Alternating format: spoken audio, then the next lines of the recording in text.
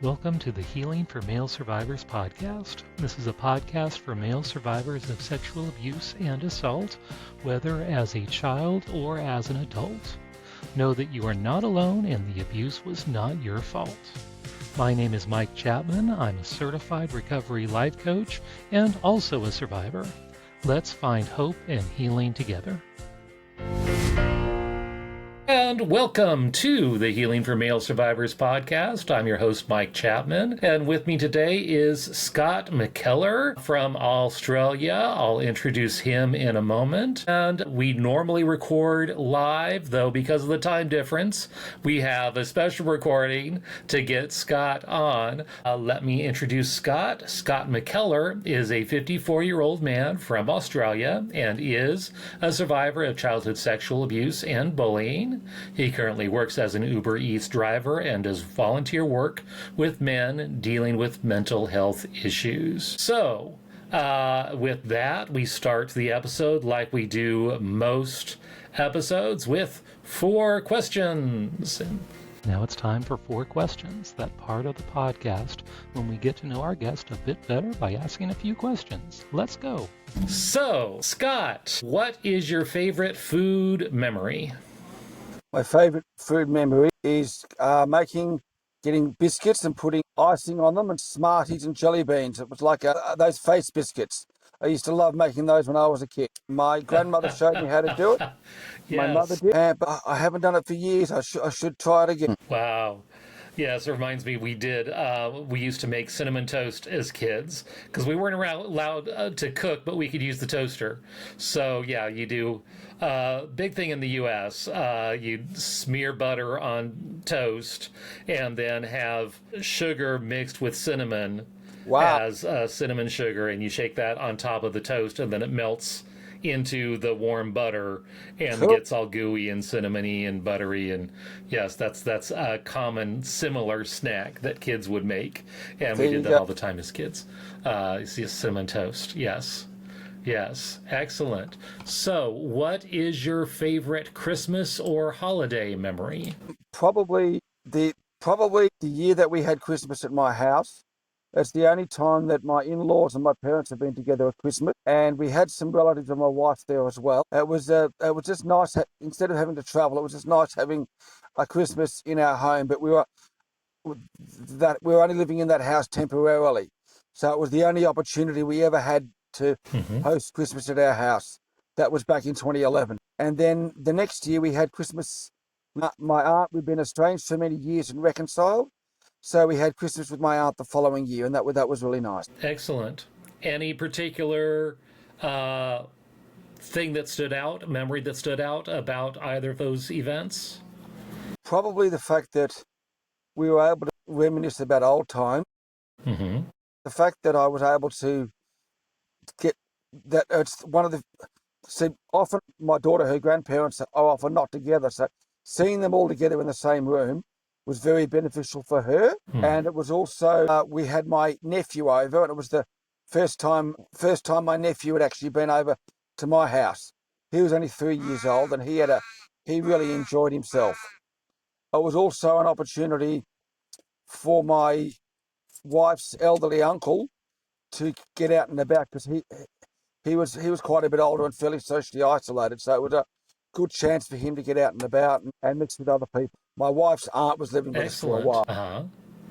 And the following year, I think it was a lot of healing, because there was an uncle who was estranged, who said some unpleasant things, and they were divorced, and I was able to reconcile with my aunt and cousin and talk about old times and be friends again. And I'll always be grateful for that we did reconcile. That was really good. Okay. And what is your favorite church or house of worship memory? I grew up in a Baptist church, and the day that I was baptized, age 21, I met my wife. You see, Baptist churches don't have infant baptism, they have believers' baptism. And that was a special day for me. Right. It was the day that I reaffirmed my faith in Christ and met my future wife, and I was really blessed. And there was a elderly gentleman called Malcolm who had really helped me through a bad time about a year before, and he had cancer and was dying, and he made a special effort to get to my baptism. It was the last time I saw him, but he was like a mentor to me, so that's another special memory. seeing Malcolm for the last time, bless his soul. And Very nice.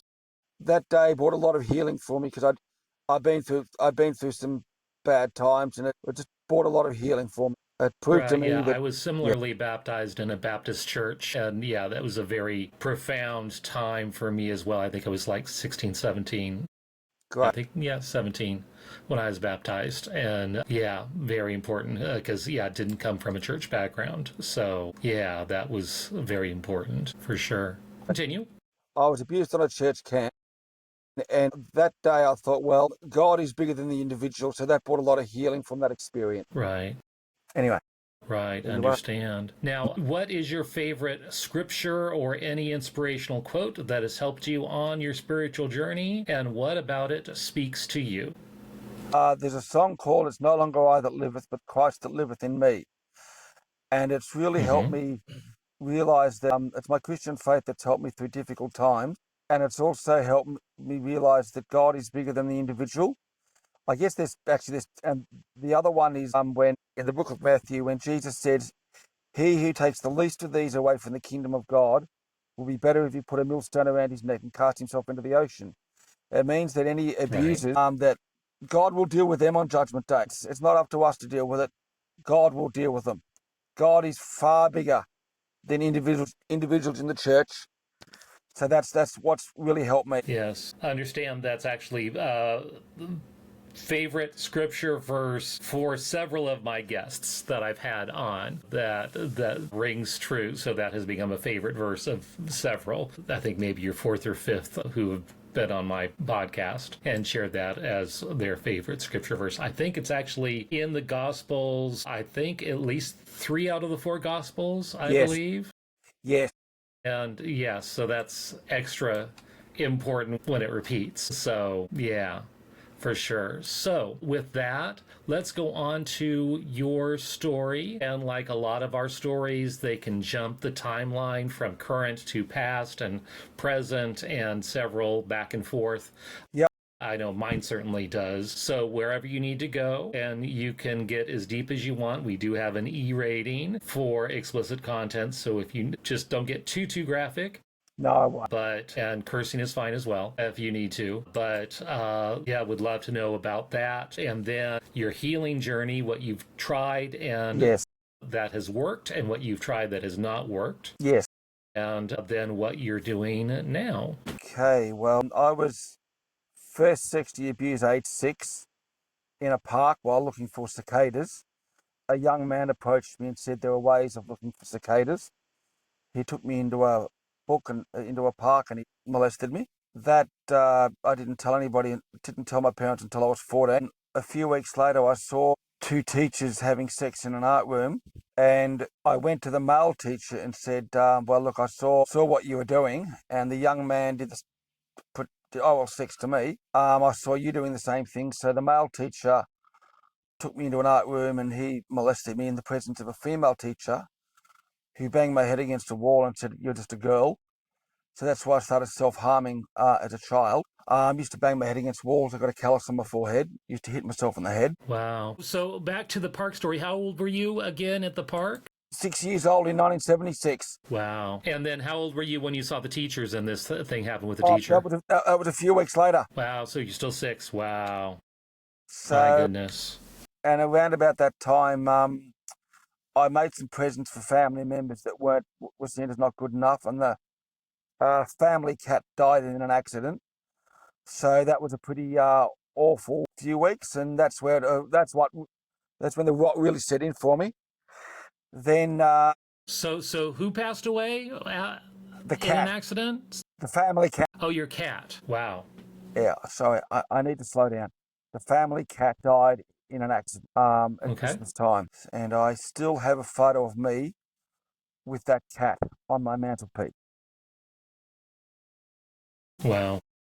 I told my parents about that abuse when I was 14. I feel that the young man may have been a victim himself. He was very gentle. I never saw him again. This is the teacher or the guy in the park? Guy in the park. Okay. Now, the teacher, there's something about him I'll get to much later on. Then 4 years later, I was indecently assaulted by a group of young men. There was a squash bowl and swimming pool, and the pool was too small to be supervised by a lifeguard. So you would have been age 10 around this time? Yes, I was, yeah. Okay. 6 young men ripped my bathers off and threw them up onto the edge and wanted me to get out of the pool naked to put my bathers back on. I believe this was more an act of bullying and intimidation. Right. My brother had a brain-acquired injury. He couldn't do much. And 2 female adults were present and did nothing. I was crying.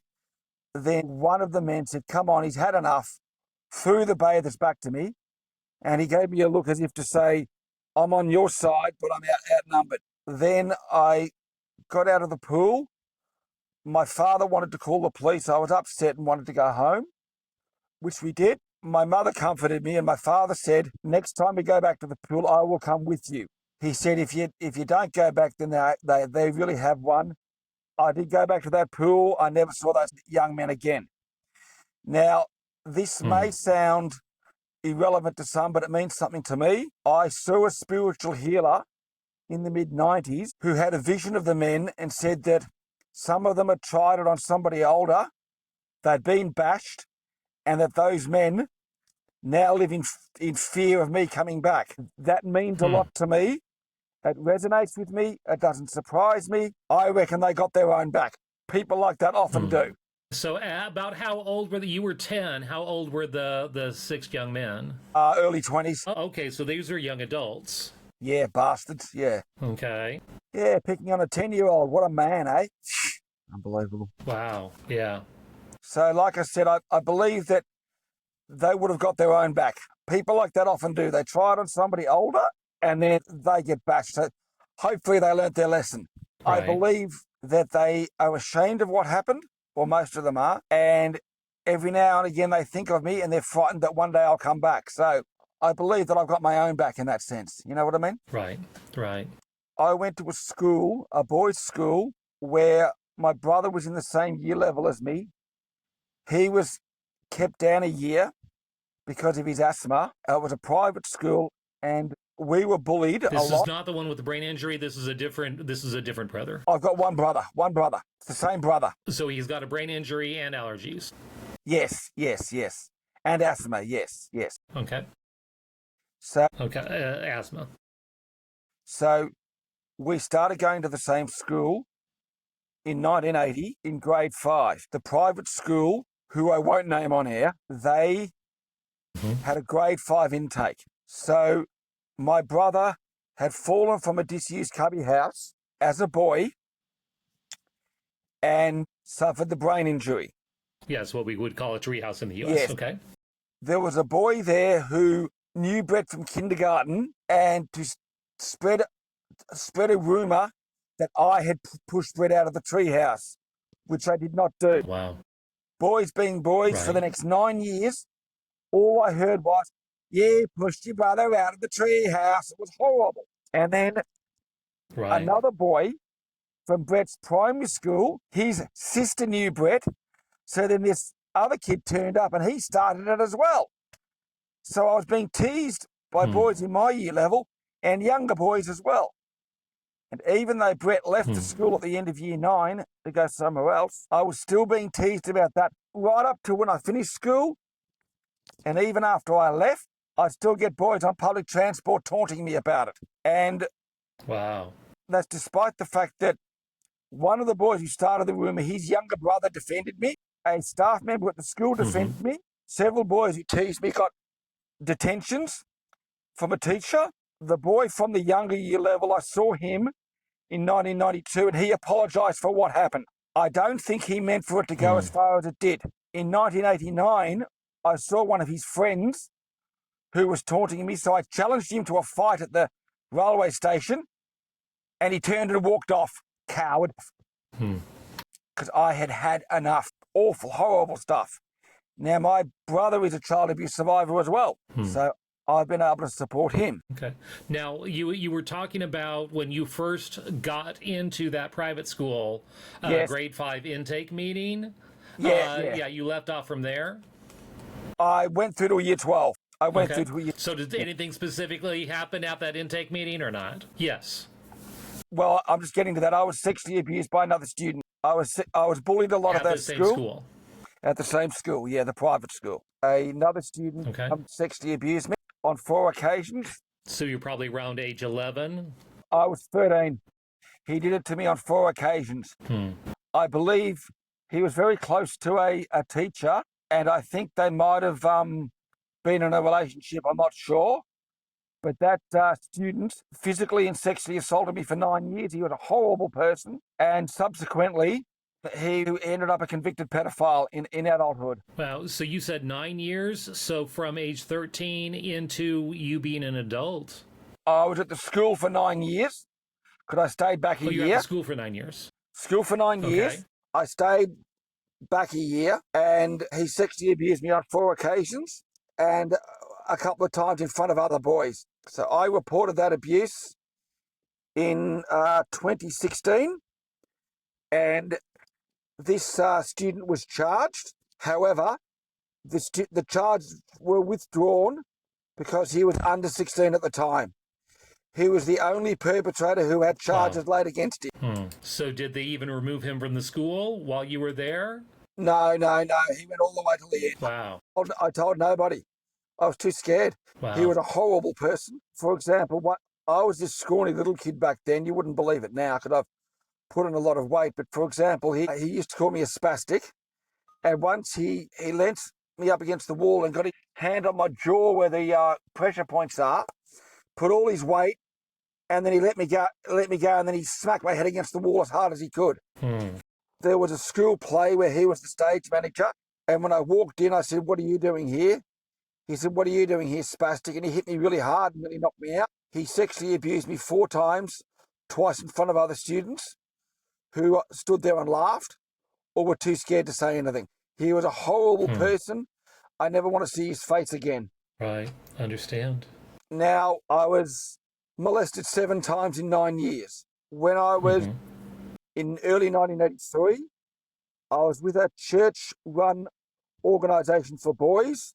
Again, because of pending legal action, I can't name them in the podcast. So we'll just call them the boys group. Okay. So the boys group I was in for many years, and I actually became a leader for a while. In early 1983, during a game, they had flower fights, and a group of boys gave me a mouthful of flour and a punch in the guts for no reason. He said, "After what you did, you deserved it." I don't really know what I'm supposed to have done wrong, but what I do know is that I was molested that night by 2 of the leaders, and a third man turned up who worked for the education department and knew my parents who were teachers and made certain threats about me. This guy was never interviewed by the police, so I can't say too much about him. He's now dead. The other 2 pedophiles silenced me. I said nothing to anybody. I said nothing for 17 years. When I reported the matter, one of them was interviewed and denied the allegations. Both those pedophiles went to jail for other offences. The first guy, who's still alive, the media caught him on several occasions working with children in a comic shop, and at one stage he owned a toy shop. The media put him out of business. The other guy committed suicide in 2019, and this is where things can get really mixed up. I met someone who was a fellow survivor on Facebook and tried to help this guy.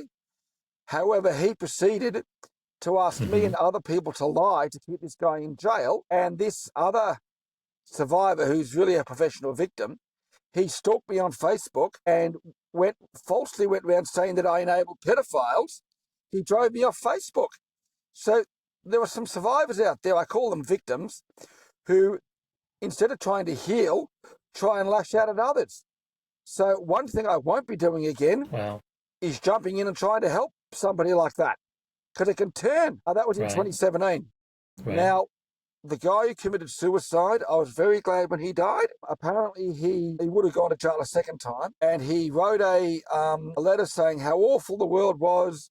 He got some tablets and washed it all down with a bottle of whiskey. So that was the end of him. I'm glad he's dead. So that's all the times I was sexually abused. Eventually got into an arts degree in urban studies, which is like town planning, but there are no Okay. jobs this was back in 1992. In the state of Victoria, the incoming Liberal government announced they were going to merge all the councils. Urban studies is like town planning, so they weren't taking on people for local councils. There was nothing. There was also a recession, which Australians will describe as the recession we had to have, described by the then Prime Minister Paul Keating. So there were no jobs, there was nothing. I came out of university and was unemployed. So I ended up taking what jobs I could. In my adult life, I always struggled with employment. I had to take whatever jobs I could find. I didn't realise I had cognitive disabilities. And because of my mental health issues, there were jobs where I'd be there for a few days or a few weeks, or they'd get rid of me, or I'd say the wrong thing at the wrong time. I was always being screwed over by people. I've been married for nearly 30 years and have a daughter in her 20s. I had grandparents I got on well with. So I had to take menial jobs. I was in the cleaning industry for 35 years, what in America you would call being a janitor. I had several business ventures that failed. I seemed to get in with the wrong people.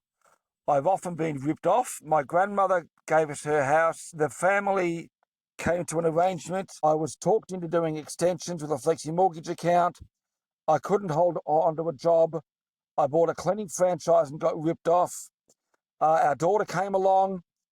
We got in too much debt and were forced to sell a house. I was left with nothing. Then subsequently, I don't get on very well with my in-laws. They're very, very money orientated. In downtimes, I've soon found out who my friends are. I've friended the wrong sort of people. Now, you mentioned the cognitive disabilities. Do you think that was from some of the abuse because of it got quite physical for several of those? Yes. So I have cognitive social function where the filter between the brain and the mouth isn't very good. I have oppositional defiant disorder, and I also have schizoaffective disorder, which is schizophrenia and bipolar combined, and I also have PTSD.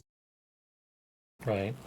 I have never been known when to walk away or when to stick up for myself. Something very bad happened when I was 17, I forgot to mention. When I was at school, I was talked into repeating year 11, which should never have happened, but I did. Then what happened was the curriculum had all changed and was all different. And in the last week of the third term, these boys, I saw them at a local pool, were teasing me. And it was a put-up job. One of their little friends I didn't even know came over and taunted me. I grabbed him by the neck and told him where to go. He wanted to fight me. So I'm this gangly 17-year-old, and he's this 13-year-old who wants to pick a fight with me. He was a boxer, and we were fighting near a curved drain. And I didn't intend for it to end up in a fight, but it did. And I stumbled on the edge of the drain, looked up, and he hit me. I fell awkwardly, banged my leg on the edge of the drain and broke my fibula, cleaning too. So the next thing I remember was being carted howling across the school ground. He got away with barely a scratch. In hospital, 10 weeks in plaster, all for what? Nothing. But I'm happy to say he broke his ankle on a skiing accident the next week. The poetic justice. But that's probably the worst example of me being vulnerable. And all my life I've been bullied in the workplace. I've been screwed over money-wise. I've been a target for all kinds of people. In my 30s, I was blackmailed by somebody. I was led to believe I'd committed a crime under the influence. It was a guy who was a real con artist. He blackmailed me for 7 years and took $100,000 out of me. Wow. He died. Okay. You had mentioned disclosure when you were talking to your parents. Yes. Well, after the events happened, how did that go? And then when, you were married, when did you tell your wife? How have you been able to disclose the abuses to others? How did that go? The one when I was 6, my parents said, "We wish you told us." They only know about the one at the church. I haven't told them the other ones. It's probably too much for them. The one when I was 10, they said, well, did they touch you? Well, that's why my father agreed to come with me. The one when I was 13, my father was devastated because one of the pedophiles was a friend of his. Dad had no idea. Mum said, well, these things happen. Now you need to get past it. Turns out mum and dad are both child abuse survivors. I'm suing 3 institutions for child abuse. Okay. I can't say who they are because it's yet to go to trial. Right. And Dad said, well, good luck with it all. Mum said, well, I'm sorry to hear it happened, but there's nothing I can do about it now. She seems fairly blasé about it all. I hope that answers your question. Right. And your wife knows about everything that's gone on, or a Yes. lot of it? Yeah, some ironic things. This is really ironic. We had a housemate from hell who I met through a support group. He came with me and supported me in telling her what had happened about the camp. And then this same guy, he turned on me later on. I seem to have been an open book and just made friends with the wrong people and been screwed over. That's one of the things that I won't do. Be an open book and befriend people so quickly. Right. Yeah. Yeah. Understand. So what have you done for your own healing now? What things have you tried that have worked and what hasn't worked that you have tried? Okay, well, you've seen a link to a documentary called Back on Track with Southeastern Cars Back on Track. I've sent you the link. There was a documentary made in 2011, and there were some workshops facilitated by Mike Liu, who wrote a book for male survivors called Victims No Longer. Yeah, he was pretty much the first book on male sexual abuse, childhood sexual abuse, specifically on males. Kind of a classic. Oh, yeah. I attended some of his workshops facilitated here in Australia. I made some really good friends. Now realise that going to these, just because somebody else is a survivor doesn't mean they're going to become your friend. I got a lot out of that. I also have been on some Facebook groups, and for 6 years I helped facilitate a group for child abuse survivors. I also helped run an Australian one for 4 years. But what I've learned again is not to friend people in these groups automatically. There can be personality clashes. It can go pear-shaped. There's also a book called Telling Your Own Story. I sent you the link. Healing Journey for Men. Okay. And that is available through Shooting Star Publications. 13 men wrote a chapter in the book. And one significant moment I'd like to share is there was a forum for survivors, and a lady who was a counsellor said, what do I do when a boy comes and tells me things? And the answer I gave was, always believe the child. And you couldn't hear a pin drop. Right. I also every year go to the Strive to Be Kind Day in Brisbane, Australia, which is for domestic violence survivors. It's run by the Alison Baden Clay Foundation. She was murdered by her estate agent husband, and her family raised awareness for domestic violence. And I took up art therapy at a men's shed 4 years ago, and I presented the family with three pieces, art pieces. With my art, I've given my art to other people, concept art and landscape art, which I really enjoy. I have been in support groups, but I can't stress this enough. Do not join a support group that is run by a private individual. I tried to join one through Meetup, and a woman who wanted to sleep with all the men made up a story about me, and I was kicked out. Join a group that is run by an answerable body. So, for example, the Mental Health Foundation of Australia have Zoom groups, mhfa.org, or I'm an organiser of a group called Grow, capitalletters.org.au. They also exist in America. They're the sort of things that have helped me. So there's some links for you. For anybody in Australia, if you look up menstable.org, that's a group for men that meet up once a month to share their experiences. And so I hope these links help somebody out there. One final one is parkrun.com. That's a regular recreational activity on Saturdays where you walk or run 5 kilometres. Look, I hope these links help somebody out there. Yeah, we'll put all these in the show notes. Absolutely. You mentioned a little bit that some of these support groups, when they were led by private individuals. It sounds like they wanted something, or they were exploiting members Yes. in one way or Yes. another. So that was one thing that didn't work. What else have you tried in your healing journey that also did not work or was less than successful? Well, I suppose I've already mentioned trying to be friends with people. I guess oversharing. I've been screwed over. I've had a couple of people who've just turned into horrible, horrible people who've turned on me. Right. I'd say oversharing, trying too hard to be accepted, talking too much. Isn't that right, May? He's giving me the thumbs up. My support worker, May is with me today, just for those listening to the podcast. Thanks, dude. He's giving me his handshake. Also, I guess, what else is there? Trying to run around being a people pleaser never works. And just because somebody else is a survivor doesn't mean they're your friend. Don't necessarily go out of your way to help them. If you come around it, bite you on the arse. It happened to me. Yeah. Right. And look, I'm sorry to sound negative, but there are those in support groups who are in it for their own ego.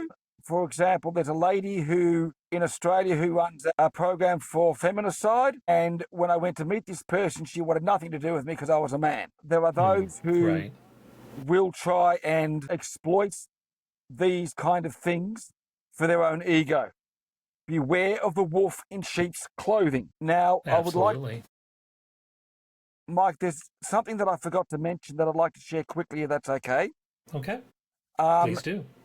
In the boys group, 1989, when I was a leader, one of the pedophiles was a field officer for this organisation, and he turned up one night with his slimy sidekick, and he was friends with one of my leaders, and I heard them comment about how they'd like to groom the boys and get to them. The sidekick took the boys off to see a movie to groom them.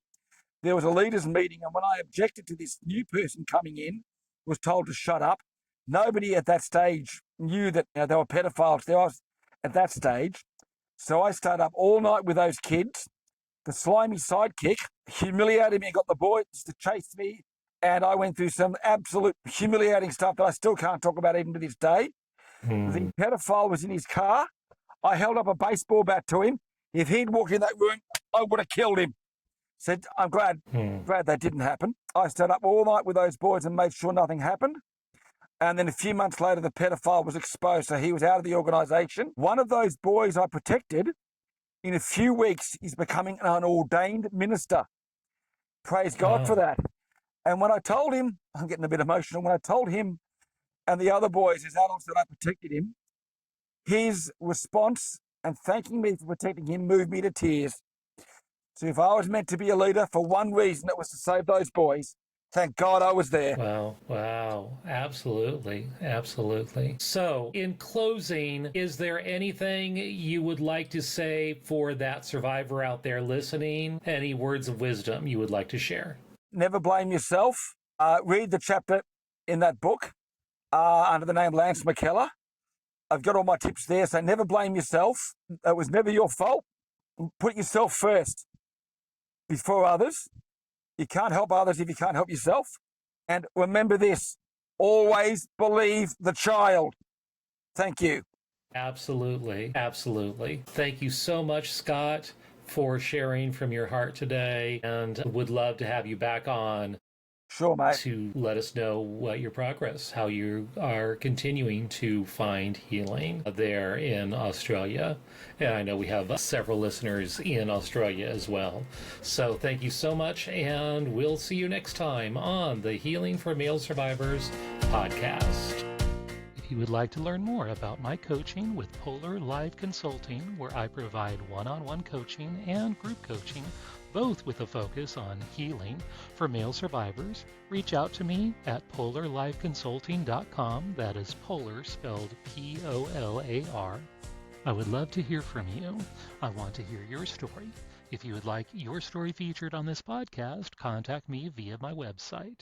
If you like this podcast, please rate and review, because that's how other people can find me, and I really want to spread this message of healing and hope to others. And remember, you are not alone. Healing is possible, and the abuse was not your fault. Let me repeat that. The abuse was not your fault. See you next time on the Healing for Male Survivors podcast.